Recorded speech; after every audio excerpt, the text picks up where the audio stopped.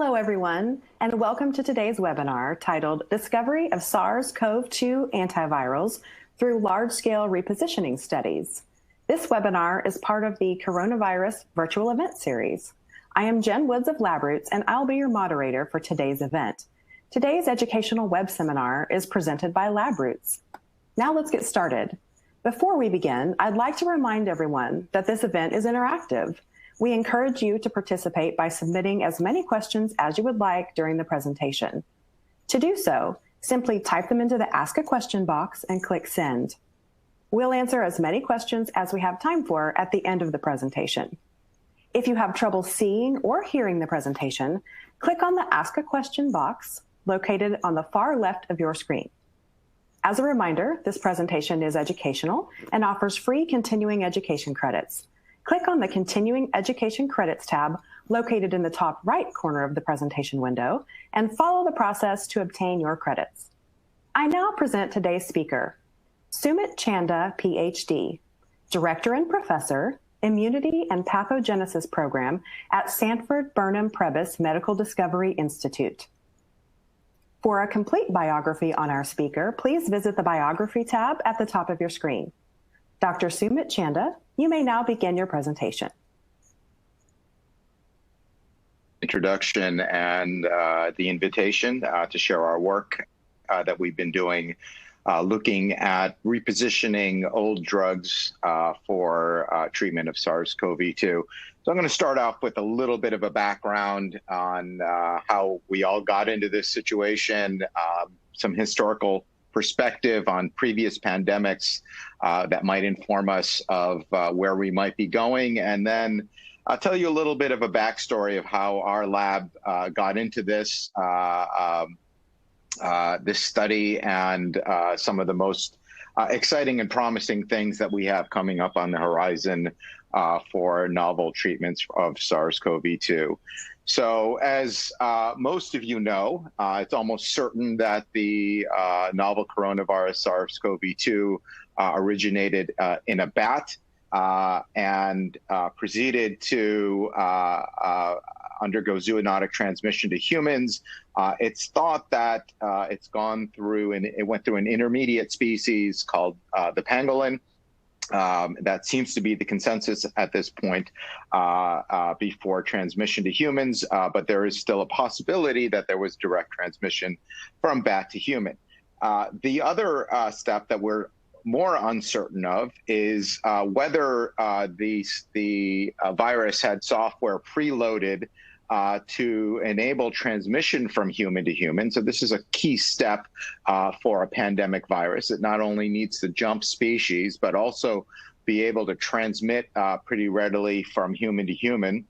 I'll tell you in the next slide, I'll show you in the next slide that SARS-CoV-2 has an R0 value of 2 to 2.5. That means that for every person it infects, it gets transmitted to about 2 or 2.5 individuals. The other aspect that we're still keeping an eye on is transmission, especially to household pets. We know that the virus can replicate well in hamsters, in cats, and also in tigers. There was a tiger in the Bronx Zoo that was infected with SARS-CoV-2, likely from a human interaction.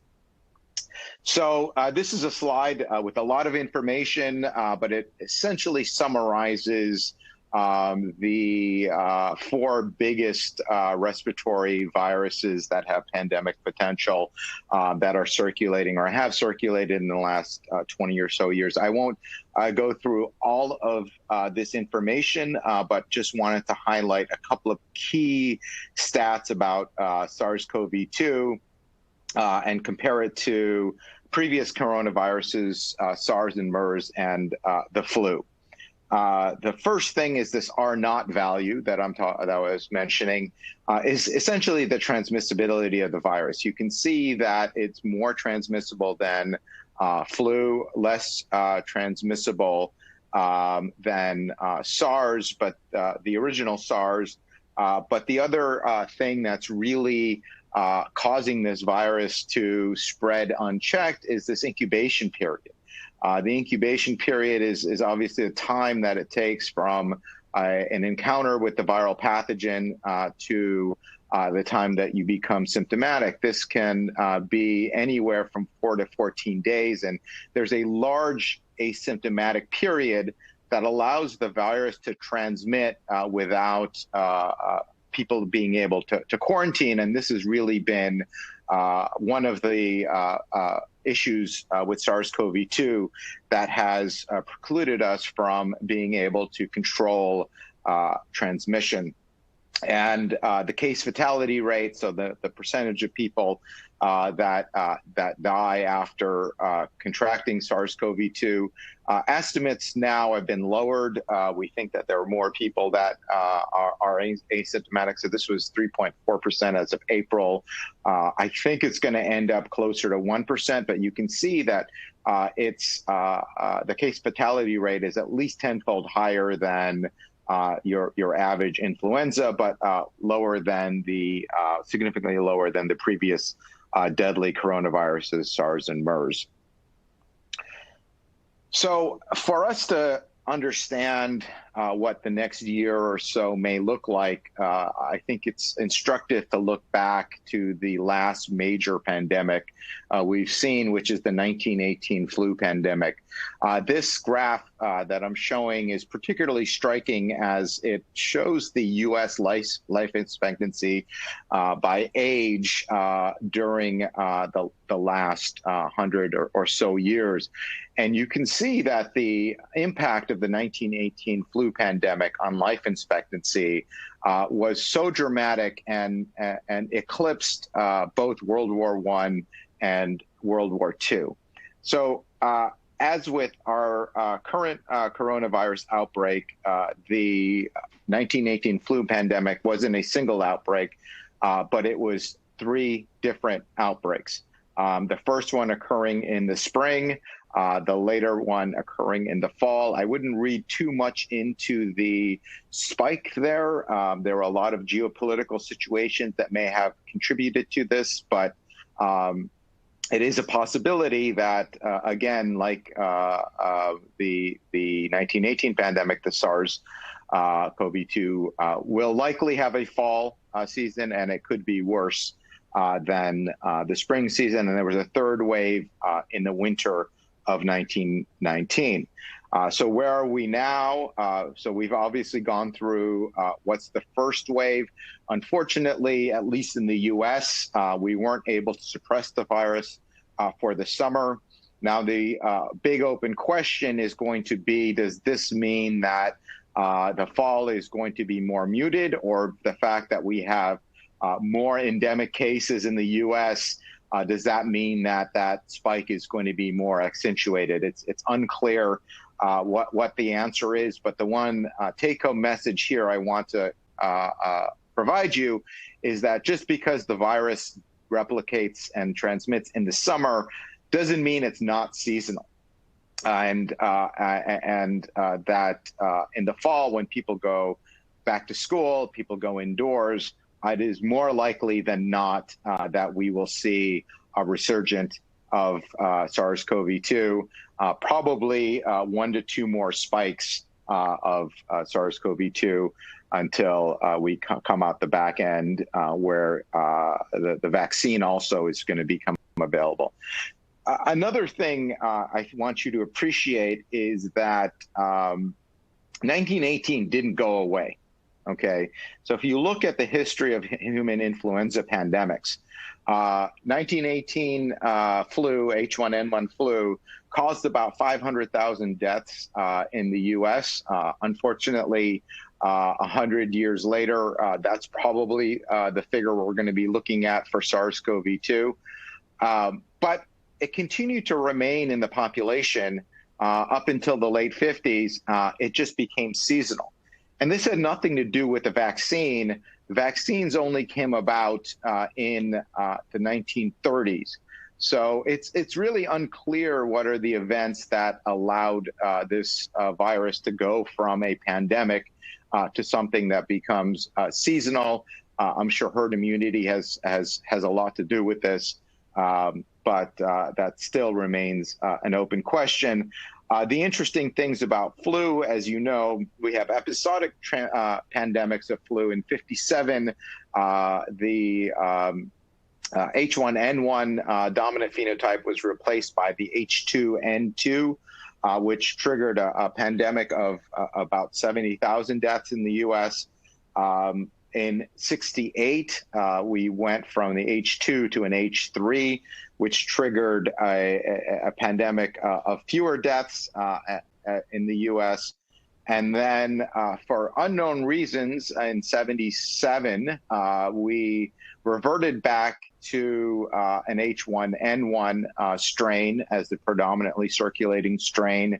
This one was feared to be triggering a pandemic, but actually didn't in any appreciable amount, thought to be due to pre-existing immunity. And most of you can remember in 2009, the swine flu came onto the scene, triggering what was thankfully a less than anticipated a series of deaths, about 12,000 deaths. But the swine origin H1N1 is the predominant circulating strain. So when you go to get a vaccine, that vaccine is a combination of influenza B, H1N1, and H3N2. So I think most of us will expect the coronavirus to follow this pattern of seasonality and likely become something that we're going to have to learn to live with. So how did we get involved in our current line of SARS-CoV-2 research? Our lab is a virology and immunology lab, and we have worked on flu and HIV and other viruses for a while. And so our story is a little bit interesting from just a personnel point of view, because it started really by some interactions we had, starting with a postdoc in the lab, Xin Ying, who went back to China for Christmas in 2019 for a well-deserved break. And he communicated with me that there was a series of outbreaks of an unexplained pneumonia in Wuhan, China, and that they were diagnosing this as a potential causative agent as a novel coronavirus. So those of us who are virologists know that when you have a novel coronavirus or a novel influenza virus, that's when you start going into war footing. Of all of the viruses that can emerge, those two are the most worrisome because they are respiratory viruses. And those respiratory viruses can be more easily transmitted than the other viruses. So many of you can recall the pandemic threats of Zika and Ebola. Those are much harder to transmit than a respiratory virus. Zika requires a mosquito bite, and Ebola requires close contact with bodily fluids. Whereas a transmission of an influenza virus or a coronavirus, because of their respiratory nature, is literally just one plane flight away. It takes one person getting on a plane, landing in a new continent to establish transmission. So when we heard this, the first thing we did was assemble a virology dream team. By mid-January, I called up a number of collaborators, including Ren Sun at UCLA, Adolfo Garcia Sastra at Mount Sinai. And at the time, because the virus was only contained within China and US researchers did not have access to a replicating strain of the virus, we teamed up with Shofang Yang and Dr. Yuan at Hong Kong University, who had isolated a virus from a patient in Hong Kong. So Dr. Yuan was actually one of the people who identified the first SARS coronavirus back in 2002. And so his lab had plenty of experience in knowing how to culture these viruses and propagating them. So the strategy that we took was a repurposing strategy. Typically, it takes anywhere between 10 to 15 years to bring a new antiviral drug to market. So obviously, during a pandemic, this is not the kind of time that you have. And so what we did was we reached out to Arnab Chatterjee, a former colleague of mine at Novartis, and currently at Scripps Caliber here in San Diego. They had, through funding from the Bill and Melinda Gates Foundation, built what is the world's most comprehensive repurposing library. It has 12,000 known drugs that are either FDA approved, or most of them have been in phase 1, 2, or 3 clinical trials. So they've been in people. There's some safety record. They're obviously targeting other diseases, but the hope was that through brute force and some serendipity, some of those molecules could be repurposed to have SARS antiviral activity.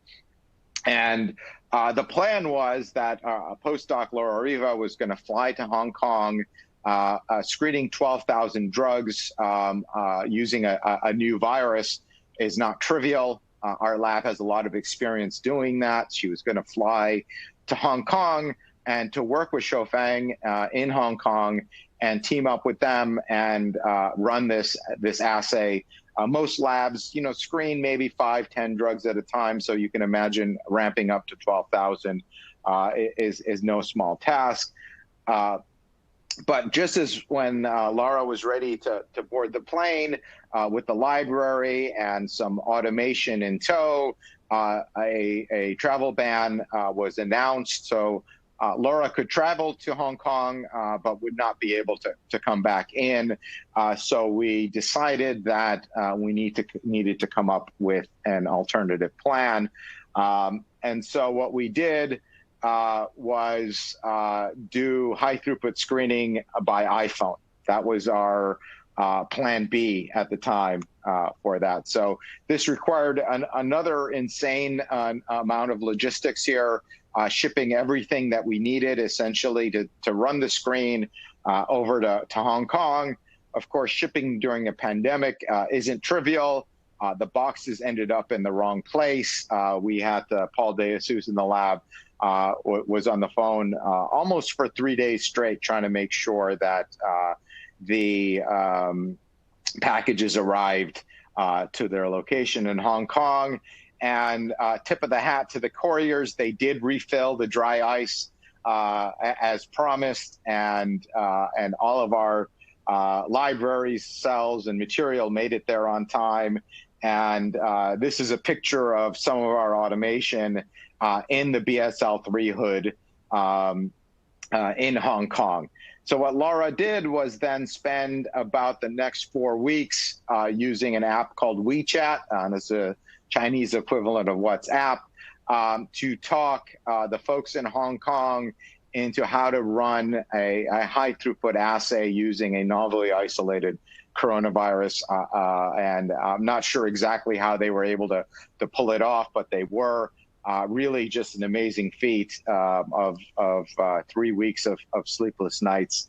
And I'll show you some of the data, but if anyone's interested in learning more about the trials and tribulations of what went behind this, Kim Tingley of the New York Times Magazine wrote a nice piece on the heroics of the scientists in the lab that enabled us to do this. So I'm going to jump into the science now. The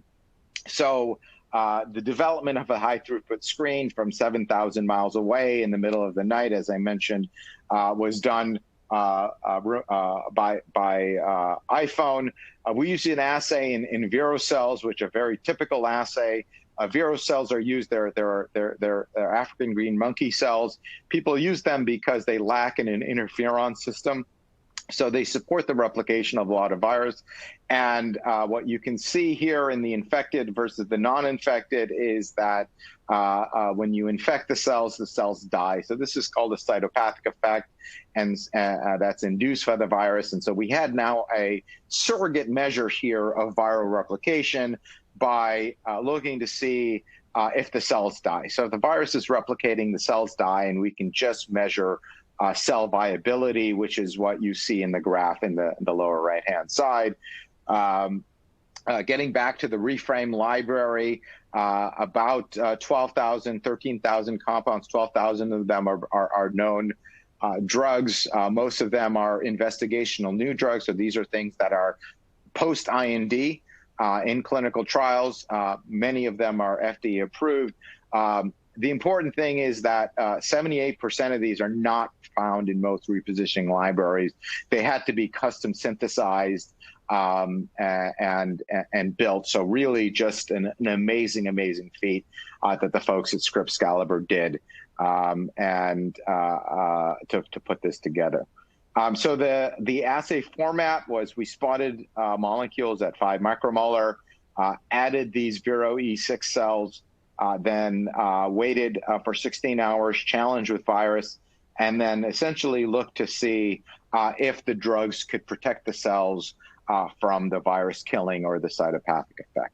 So here is the data.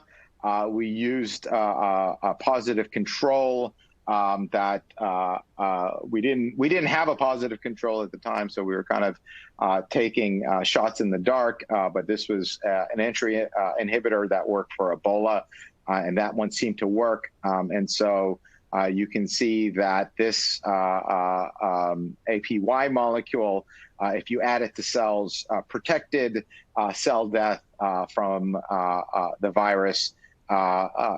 Fairly equivalent to things that were non-infected. So we thought we had a decent assay window. This is not the ideal assay window we would want, but given the circumstances, we decided to plow ahead. We ran the screen twice, got really nice correlation between the screens, and a reasonable Z-factor. And so that was an optimization screen. This was the actual screen of the reframe library. We had a little bit of a disintegration of the signal that usually happens when you ramp up from a small scale 1,000 compound screen to a larger scale 12,000 compound screen, but a reasonable separation between control and DMSO, enough for us to go ahead and do a follow-up on the screen. One of the things that we could do, because most of the compounds in the library have known targets, so we can start to understand what the biology is that we're seeing here. So that we bend our hits into different classes of molecules. And so some of the classes that seem to be popping up, antimalarials, most of you know the backstory there, retinoic acid receptor agonists, potassium channel agonist. So most of this is published, but I just want to show you how to read this chart here.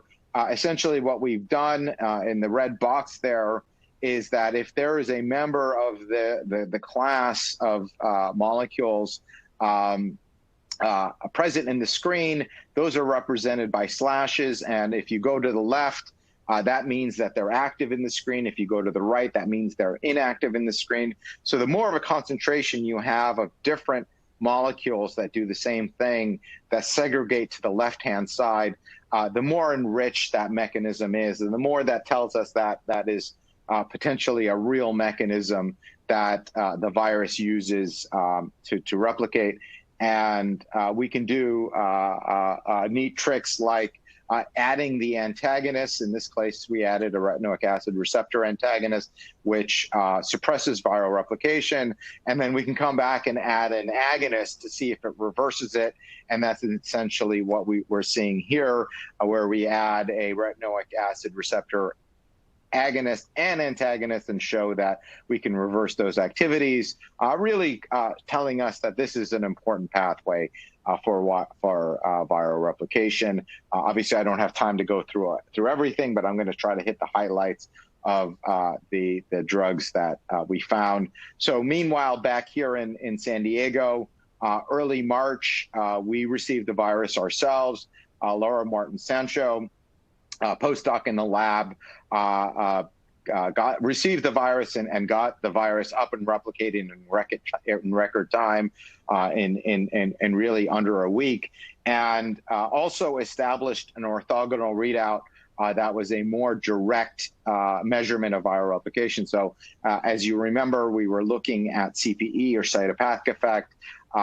What she did was she took an antibody that was provided by Adolfo Garcia Sastre that he raised against SARS, the original SARS back in 2003. It was against the N protein, and he had then put it in a freezer, and it's been in a freezer for the last 15 or so years.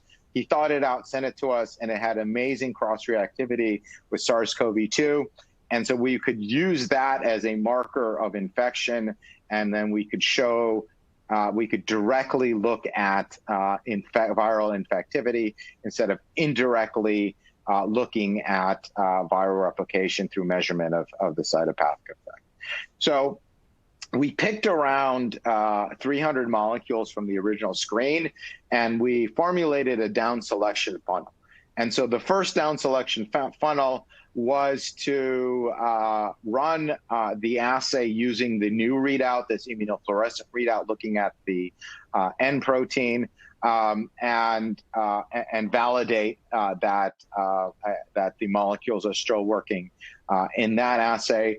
We went from 300 that we picked to 100. So not the greatest reconfirmation rate, but there are a number of reasons for that I'm happy to discuss after the talk. But we still had 100 molecules that inhibited viral replication by 40% or more.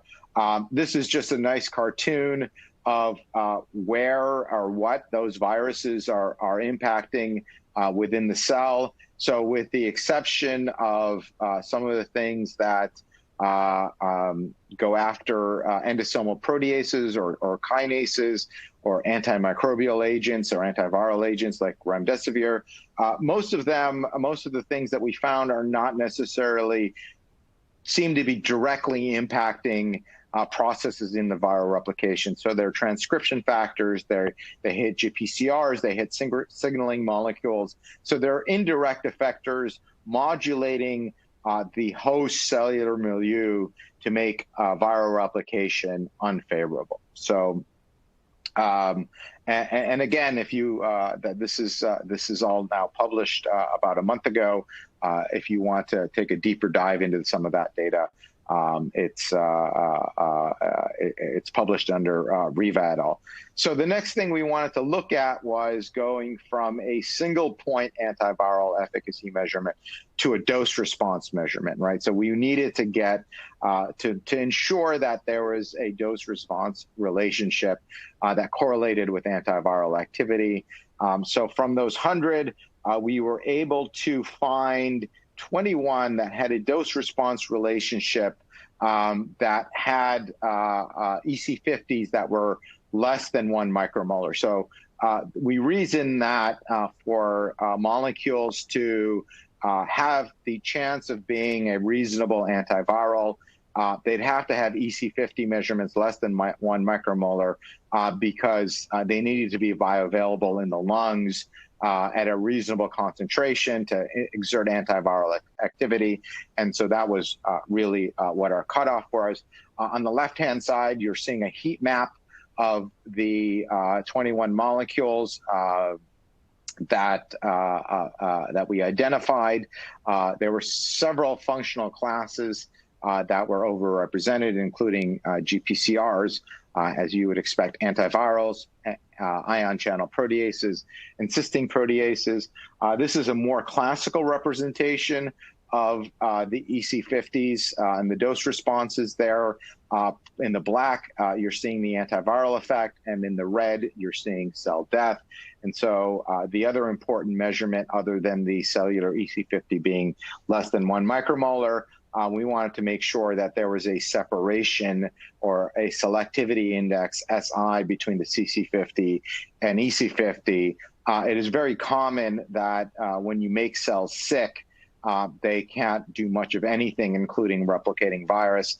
And so you see, a lot of times you see things that appear cytostatic, seem to be having antiviral effects, but when in reality, they're just slowing down all processes in the cells. And when you move to a more in vivo type of settings, those tend to get filtered out. So this is a list of the top candidates. I won't go through them, but as you can see, their original indications really don't have much rhyme or reason. Remdesivir came up in our screen, as that was nice to see. At the time, remdesivir didn't have EUA, but it was nice to see that it was popping up in the screen. But other people had already confirmed that remdesivir had antiviral activity. So I'll, again, hit the highlights of some of the drugs here and not obviously spend too much time on any one given drug. So one of the drugs I want to highlight from that list is a molecule called R82913. It has an EC50 of about 210 nanomolars. It was originally developed as a HIV-1 reverse transcriptase inhibitor. It's a non-nucleotide reverse transcriptase inhibitor. So we were particularly excited about this because our current hypothesis is that it's targeting the viral polymerase reverse transcriptase. It's also a viral polymerase for HIV, and it could be working by targeting the SARS-CoV-2 polymerase, and gives us another mechanism of action that's complementary to remdesivir for inhibiting polymerase activity.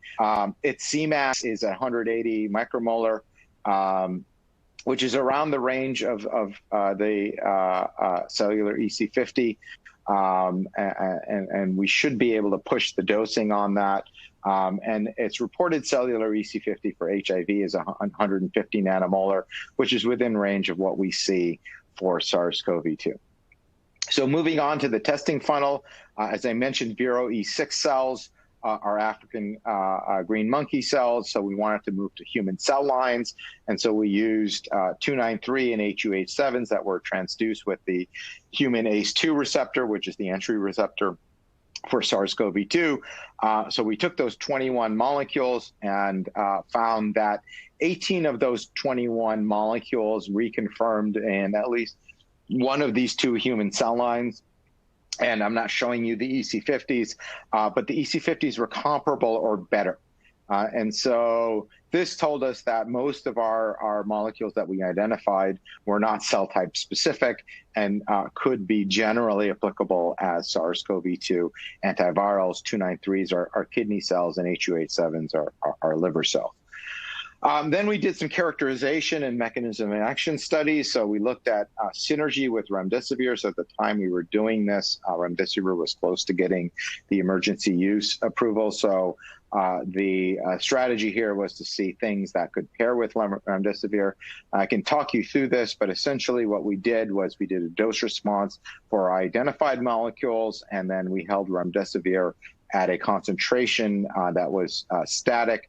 And you can see that in the dotted black line. In the solid black line, you're seeing the EC50 of, or the dose response of the molecule.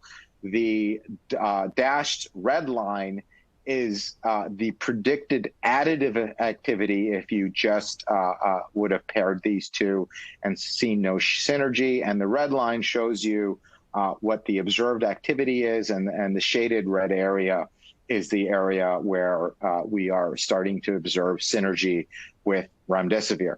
So what are some of these molecules? So one of them is called henfenshing A. It is a chloroquine derivative, like hydroxychloroquine that you've heard a lot about. It has previously been shown to block Ebola virus entry through by Rob Davies through inhibiting endosomal calcium channels. It's a phase 3 clinical compound. So it has safety issues, much like hydroxychloroquine. So the major question here is that can we give it safely at low enough concentrations to enhance remdesivir activity? Remdesivir is a very expensive drug, and there's a worldwide shortage of it. So anything that could potentially cut down and extend the usage of remdesivir is obviously going to be important for a therapeutic strategy. Another molecule that I want to highlight is a synergy molecule, is a phase 1 clinical compound, which is an HT1B receptor agonist, originally developed for mood disorders. We have no idea what the mechanism of action is for this molecule, but does show a reasonable amount of synergy with remdesivir. So now I want to draw your attention to a class of molecules that I highlighted in the dose response slides, which is a series of protease inhibitors and one kinase inhibitors that were the most potent to come out of the screen. And we wanted to see how these were working. And so we did a couple of different mechanism of action assays. So one is called a time of addition assay. This is essentially adding the drug at different times pre or post-infection. So the way we did the screen we pre-incubated the drug and then added the virus. But here you can either pre-incubate the drug, add the drug at the time of virus addition, or add it after virus addition. And so if a drug is working at viral entry, if you add it after sufficient time after virus addition, where the virus has already entered the cells, you would expect that it wouldn't have any activity, whereas if you pre-incubate or add it concurrently, you do see activity. And so these proteases and the one kinase apilamod all seem to be working at this entry step, that if you add it later on, you see no effect, but you only see antiviral efficacy if you do it at the beginning of infection of the viral life cycle. And we could confirm this by using a pseudotype virus assay, where you take a vesicular stomatitis virus and pseudotype it with the SARS spike protein, and now your entry is then mediated by spike and nothing else. And you can see that these molecules are inhibiting the entry of a SARS-CoV-2 mediated spike or MERS mediated spike, but not VSV G protein. So these were all entry inhibitors. We wanted to check if they were affecting SARS-CoV-2 encoded proteases. So Andrew Messakar at Purdue University tested against their activity against the SARS encoded proteases and showed no activity. So we concluded that these were hitting host targets to prevent viral entry. And just to give you an idea of what some of these molecules are doing, a molecule called CLVG is a late stage preclinical. It was developed as a cysteine protease produced by group A strep. Its cellular cellular protease target is unknown, but we suspect that it's hitting one or more endosomal proteases. Similarly, VBY825 is a cathepsin B inhibitor. Cathepsins are, some of them are endosomal proteases, and we think that they are acting again by blocking low pH dependent entry of SARS-CoV-2. We next took some of these molecules and ran them in more relevant primary cells, and we chose a IPS-derived pneumocyte. This is work done in Adolfo Garcia Saucer's lab in Mount Sinai. So these are pneumocytes, which is the cell type that SARS-CoV-2 predominantly replicates in the lung, and these are stem cells that are pushed to those. And we saw really robust replication, anywhere from 40 to 60% infection. And we saw three molecules, ONO 5334, MDL, and apilamod, all block replication in this cell type. None of them seem to perform as well as remdesivir, but fairly respectively for blocking viral replication. ONO is a really interesting molecule. It's a phase 2 compound cathepsin B inhibitor. It's a fairly safe molecule that was only discontinued because of the competitive landscape. But it's reasonably well tolerated, and we think that this could be a really interesting molecule to move forward with. And MDL is a late-stage preclinical molecule. Interestingly, it hits a non-lysosomal cysteine protease, but we suspect it's having off-target activities on lysosomal proteases. So the last step in this funnel was moving one of these molecules into a more complex disease tissue. And so Shofang in Hong Kong was able to obtain lung biopsies from patients at Hong Kong University Hospital and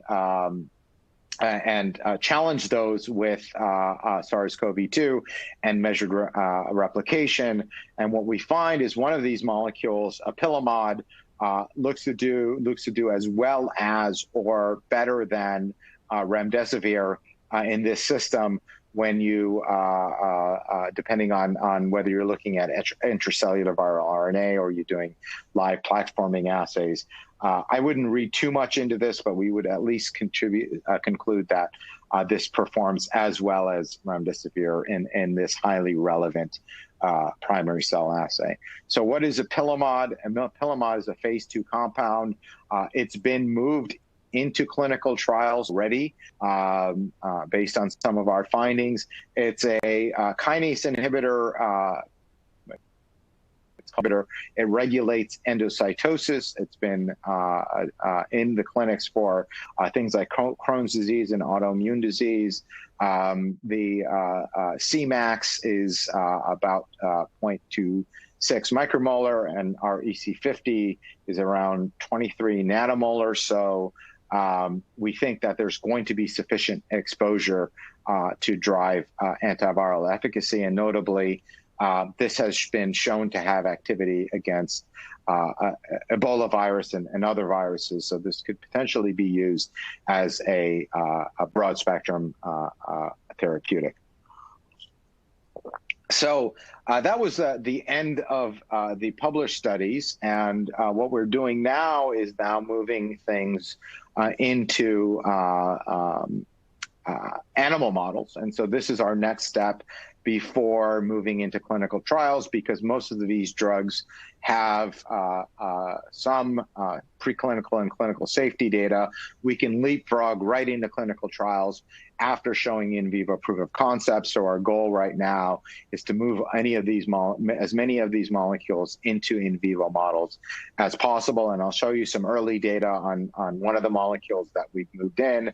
Our model of choice is the hamster model.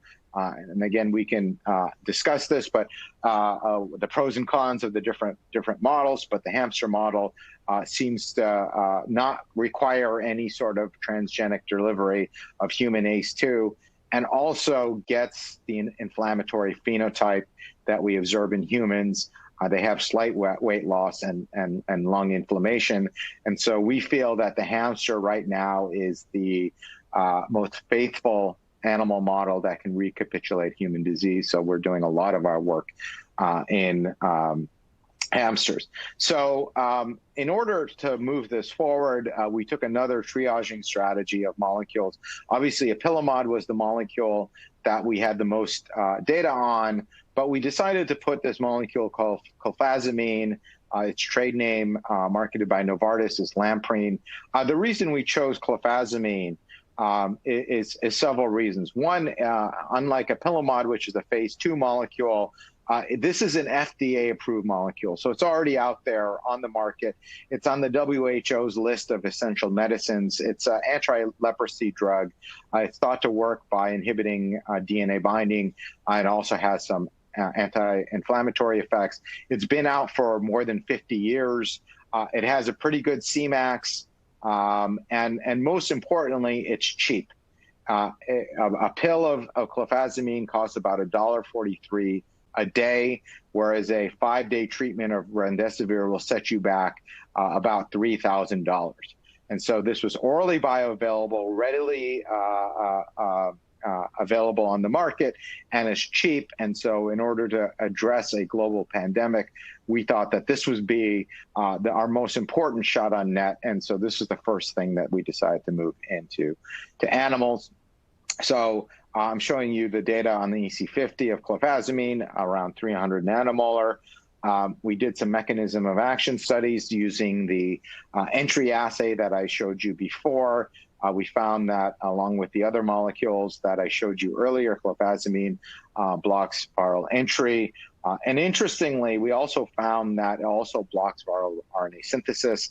So what we did here was we transfected in the viral genome, so that allows us to bypass entry, added clofazimine, and then looked at viral replication, essentially virus being made in the supername.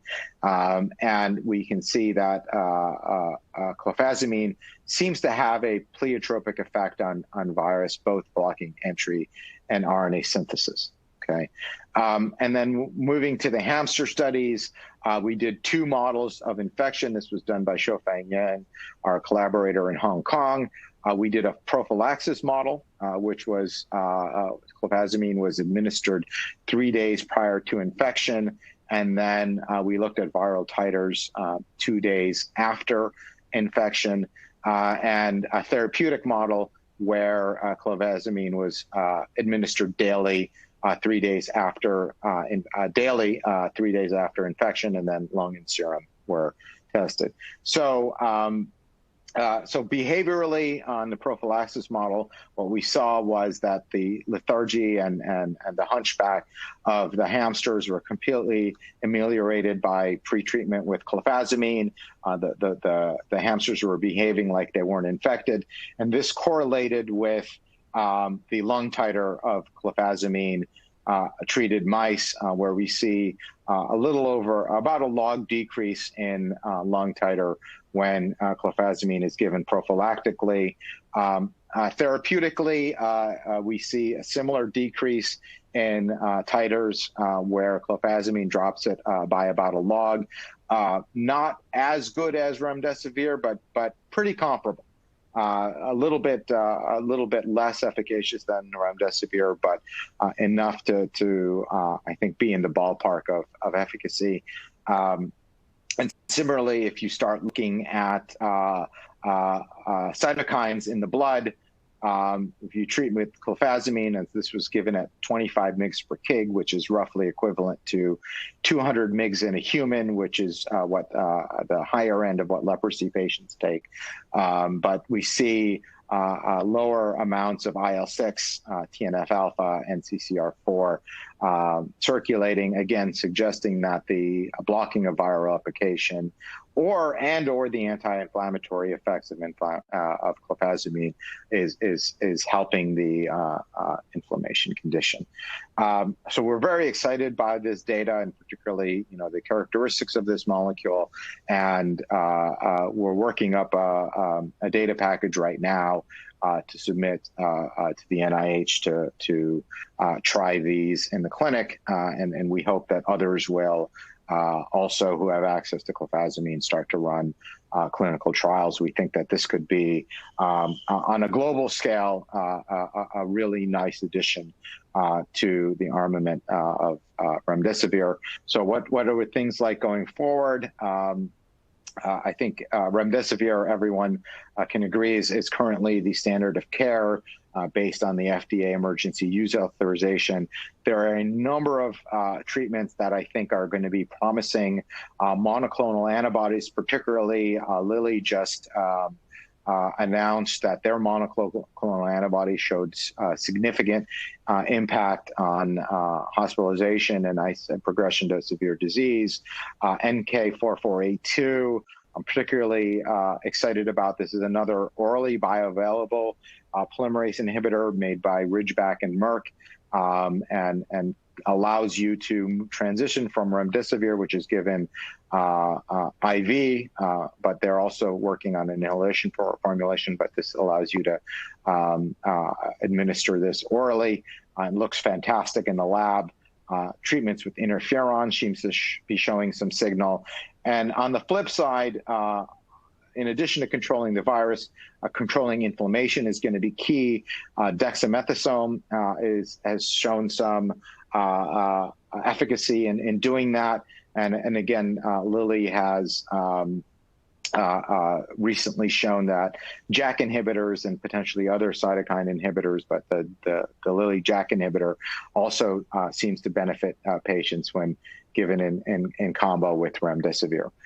So going forward, we're really focused on a number of things and trying to prioritize some of these molecules. Obviously, these in vivo studies need to be done in BSL-3, so they're quite labor intensive and costly. So we're focusing on obviously efficacy, but cost and bioavailability, the delivery mechanism. Can we get this out in an oral formulation? The safety. Can we give it prophylactically, especially in hotspot areas where the virus is starting to flare up again?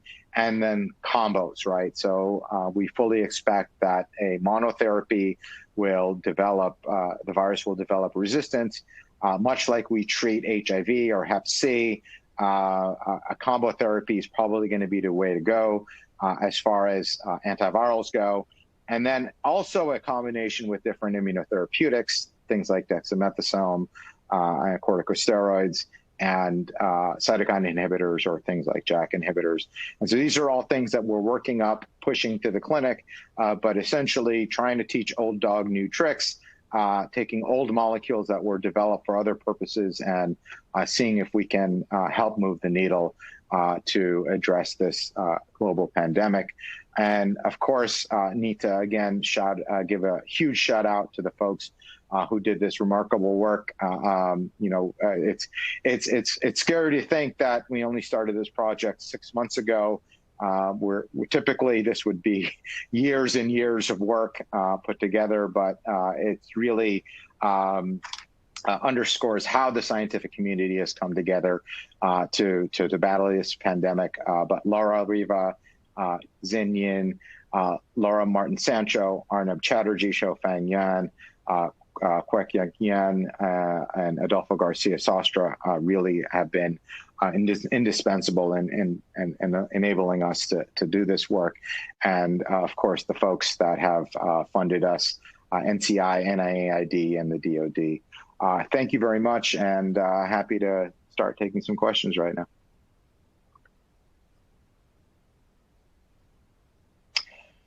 Okay. Yeah, so go ahead. Oh, thank you, Dr. Sumit Chanda, for your informative presentation. We will now start the Q&A portion of the webinar. If you have a question you would like to ask, please do so now. Just click on the Ask a Question box located on the far left of your screen. All right, let's get started. Yes. Let me find the questions here.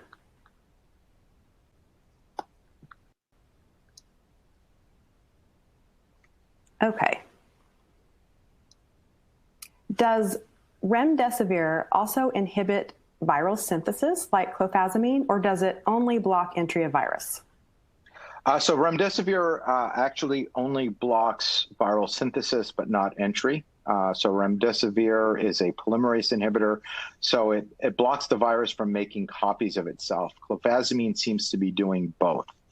And so we think that clofazimine is giving it a 1-2 punch. It doesn't block RNA synthesis as well as remdesivir, but I think because it blocks multiple steps of the viral life cycle, that's why we're seeing kind of this efficacy that seems to rival remdesivir. Okay. Now our second question. Any of these antiviral candidates work on early stage of COVID disease progression? Excuse me. So that's a great question. I think that most antivirals will work better when given at early stages. So if you think about flu antivirals, so there's Tamiflu, and then there's baloxavir, which is Roche's new antiviral. Those are flu antiviral. Those are best given within 72 hours of infection. And so my prediction is that antivirals will work best when given early in disease. The reason that right now the clinical trials are focusing later on disease is because those are the people that need the help the most. But I think what we'll see is that antivirals will work best when given early, and anti-inflammatories will work when given to people with severe disease. Okay. You mentioned human to cat transmission. Does this mean we can also get cat to human transmission? So the documentation there is a little bit scarce. As far as I know, there hasn't been a reported documented case. That being said, the viral titer in cat feces is astronomically high. And so what I would say is, when you're cleaning your litter box, wear a mask. Okay, that's good to know. Your opinion about using IgV in COVID-19? I'm going to need more information on what IgV is. Okay. We will skip to another question, and then if the person who asked that question would just elaborate a little bit in another question, we'll go back to that. Okay, let's see. How will vaccine treatment be distributed to the U.S. and the world? Vaccine development at such a large scale will be challenging. Oh, I agree. I think, the development of a safe and efficacious vaccine is only half the battle, right? Ramping up production and distributing it equitably is going to be another challenge. A lot of countries are taking a very political view of this, but a pandemic is global in nature. And unless this goes worldwide, that only protecting people in certain countries is going to have very limited impact on bringing life back to normal. So I think people are really focused on developing a safe and efficacious vaccine, but the logistical challenges of manufacturing and distribution, I think, are going to be equally as daunting, if not more daunting. Compliance issues, again, we have compliance issues here in the U.S. It doesn't help that politics have been injected in this process. We need to get at least 80% of people vaccinated. On top of that, if we're going to need booster vaccines, every year or every 6 months, that is going to require another layer of complexity. So, the development of a safe and efficacious vaccine is only the beginning of the end and not the end.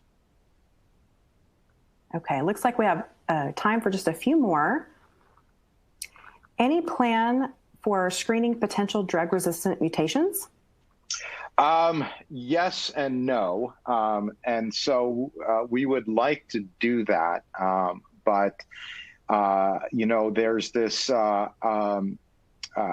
issue called gain of function research. And so this means that you're giving a potential lethal agent an additional mutation that allows it to circumvent the activity of a drug. And so that requires an additional level of regulatory approval from the NIH. And so us or other people are seeking that right now, and I think with good reason. The last thing you want to do is come up with a remdesivir-resistant virus that you can, that is not properly regulated.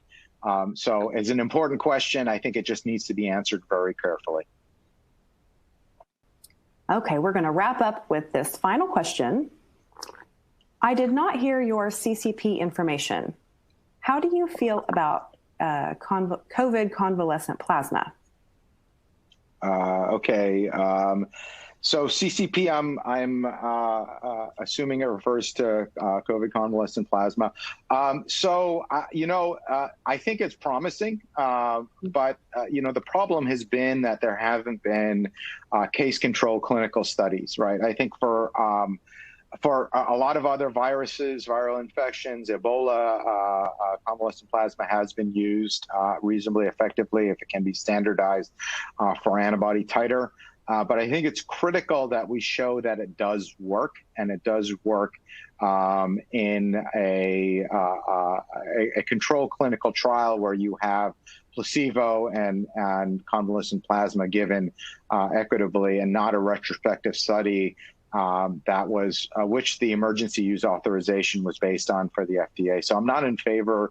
I think that the FDA authorization was premature, but I think it's promising. But I think getting onboarding an antibody that does pretty much the same thing as convalescent plasma will likely be a better way to go, because then you have a controlled manufacturing source of a molecule or protein that essentially does the same thing. Okay. Well, thank you again, Dr. Sumit Chanda, for your time today and for your important research. Before we go, I'd like to thank the audience for joining us today and for their interesting questions. Questions we did not have time for today, and those submitted during the on-demand period, will be addressed by the speaker via the contact information you provided at the time of registration. This webcast can be viewed on demand for 6 months until March of 2021. Labroots will alert you via email when it's available for replay. We encourage you to share that email with your colleagues who may have missed today's broadcast. Until next time, goodbye.